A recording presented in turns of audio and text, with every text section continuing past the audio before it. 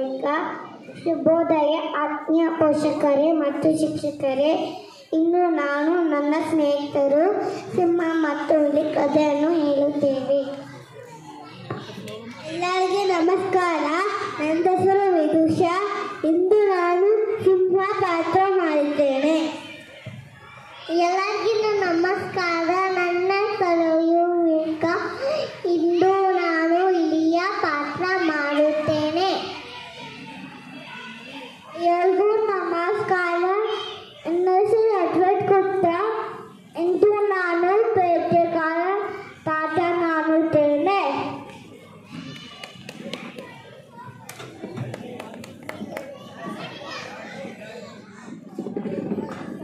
ಒಂದು ದೊಡ್ಡ ಕಾಡಿನಲ್ಲಿ ಸಿಂಹವು ಮರದ ಕೆಳಗೆ ಮಲಗಿತ್ತು. ದೊಡ್ಡ ಬಳಿಯಿರುವ ಇಲಿಯು ಸಿಂಹದ ಮೇಲೆ ಆಟವಾಡುತ್ತಿತ್ತು. ಸಿಂಹ ಎಚ್ಚರಿಕೆಯಾಯಿತು. ಸಿಂಹ ಕೋಪಗೊಂಡಿತು. ಇಲಿಯು ಸಿಂಹಕ್ಕೆ ಕ್ಷಮೆ ಕೇಳಿತು.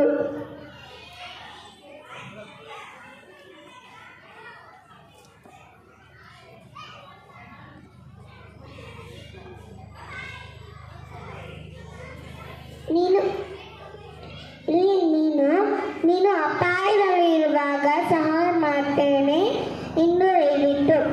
ಸಿಂಹ ಇಲಿಯನ್ನು ಹೋಗಲುಬಿಟ್ಟಿತು. ಕೆಲವು ನಂತರ ಬೇಟೆಗಾರ ಬಲೆಯಲ್ಲಿ ಸಿಂಹ ಸಿಕ್ಕಿ ಹಾಕಿಕೊಂಡಿತು. ಇವನಾದ ಇಲಿದರ ಚೂಪಾದಲ್ಲಿ ಹಲ್ಲಿನಿಂದ ಬಲೆಯಲ್ಲಿ ಕಡಿದು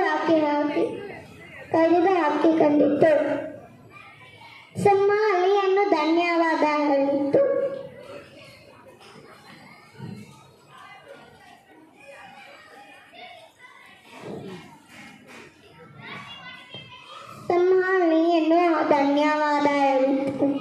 ಇಬ್ಬರು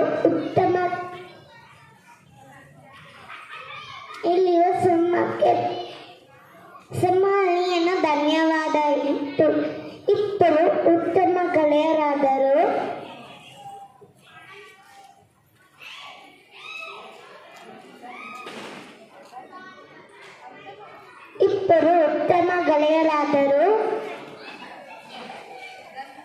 ಕಥೆಯ ನೀತಿ ಆಪತ್ತಿಗಾರವನೇ ನಿಜವಾದ ನಂತರ ನಿಜವಾದ ಗೆಳೆಯ.